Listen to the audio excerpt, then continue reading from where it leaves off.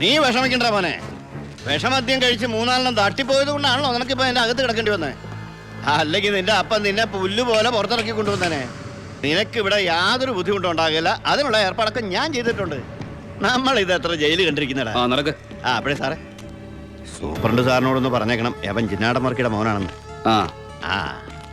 ആടാ മോനെ, കുറച്ച് ദിവസം കഴിയുമ്പോൾ നിന്നെ ഞാൻ ഹോസ്പിറ്റലിലോട്ട് മാറ്റിച്ചോളാം.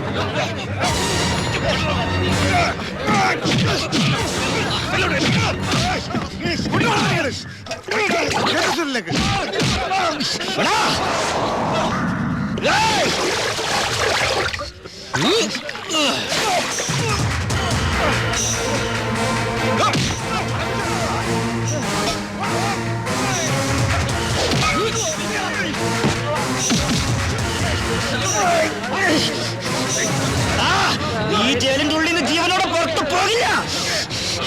നിന്നെ കൊല്ലും ഞാൻ. നീ കരുതിയിരുന്നോ? നിന്നെ വിടില്ല, നിന്നെ വിടില്ല.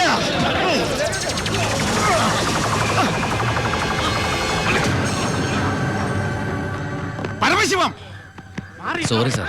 എന്റെ മുമ്പിൽ വെച്ചാണ് അഭ്യാസം. പരോളിന് അപേക്ഷ കൊടുത്തിട്ട് എന്താണ് അവനോട്ട് ഇടപാട്? ഓൾ കേരള ക്രിമിനൽസ് അസോസിയേഷനിൽ അവനും മെമ്പറല്ലേ സാറേ. ഇടപാട് കാണാതിരിക്കൂ. മേത്തൊക്കെ സാമ്പാറുമായി. ചോറും കൂടി വിളമ്പട്ടെ സാറേ? 2 പപ്പടം കൂടി തടാ, പൊടിച്ചു കളയാൻ. ആരാ ചോറ് വെച്ചത്? പപ്പടം ഇല്ലെന്ന് അറിയില്ലേ? മതിയടാ. മതിയെങ്കിൽ മാറ്.